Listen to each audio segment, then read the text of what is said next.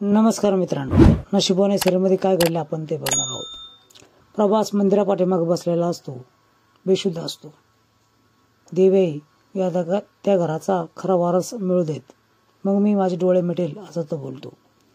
आता ही गोष्ट गिरिजा ऐकते आणि त्याला बघते तर तो जखमी असतो. कळशातलं पाणी ती प्रभासला देते आणि दवाखान्यात घेऊन जाते. इकडे वासंतीला देखील पाहायला लागलेला असतं. डॉक्टर येतात, डॉक्टर तपासतात, पण रुद्रा खूपच काळजी घेत असतो. हे मात्र उर्वशीला पटत नाही.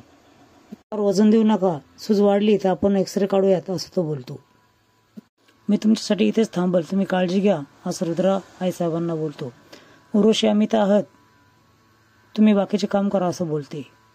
माझी अशीच काळजी घेणार असेल तर मी आयुष्यभर अशीच आजारी पडेल असं ती बोलते. प्रभासला गिरिजा दवाखान्यात घेऊन आलेली असते. डॉक्टर थँक्स बोलतात.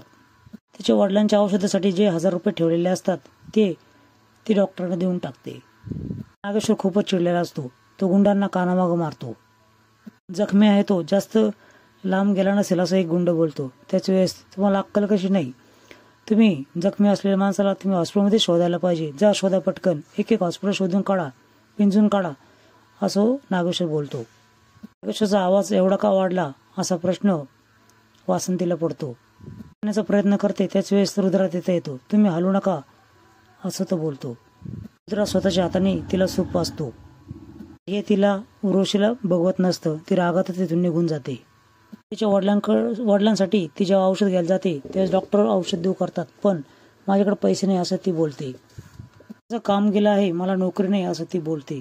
त्यानंतर मी तुझ्याकडे पैसे काय मागत नाही, पण एका पेशंटचं ड्रेसिंग तू करून ये असं गिरिजाला बोलतात. डॉक्टरांकडून पत्ता घेऊन ती निघून जाते.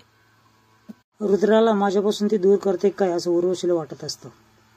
सारखी उर्वर असते की लहानपणापासून मी तिला सांभाळलंय. रुद्राला वासंतीपासून दूर कसं करायचं या संदर्भात तिच्या डोक्यामध्ये एक आयडिया येते. ती मोठमोठ्याने रडू लागते. तो आवाज ऐकून रुद्रा तिच्याकडे जातो. आता वासंतीला लगेचच कळतं की तिला कसला त्रास होत आहे. प्रभास काकांना सर्वजण शोधण्याचा प्रयत्न करत आहेत असं रुद्रा सांगतो. प्रभास यांची दिवस रात्र काळजी घेतली, खूप काळजी घेतली असं ती पुढे सांगू लागते. थोडंसं त्यांना आता बरायला वाटलं तर ते सोडून गेले. मी कुठेच जाणार नाही तुम्हाला सोडून असं रुद्रा बोलतो. आता ही लगेच शांत होते, कारण तिच्या मनात समजूत निर्माण होते की थोडा वेळ का होईना वासंतीपासून मी त्याला लांब ठेवलं. दिवे दुष्टांचा नाश ज्या प्रकारे तू करते तसं या घराचा देखील उद्धार कर असं ती बोलते. वाड्यातला अंधार दूर करण्यासाठी कोणाला तरी पाठव असं ती बोलते. गिरिजा दारामध्ये आलेली असते. त्याच वेळेस गुरुजींचा फोन नागेश्वरला येतो. आजचा मुहूर्त खूप चांगला आहे आणि ही जर पूजा सफल झाली तर स्वतःहून प्रभास तुमच्याकडे चालत येईल. नागेश्वर पंडितला धमकावतो.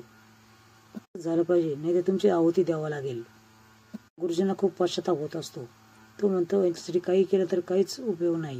गिरिजा शेजारी पोत्र जीवन थांबतो. तिचा सांगावा त्याने आणलेला असतो.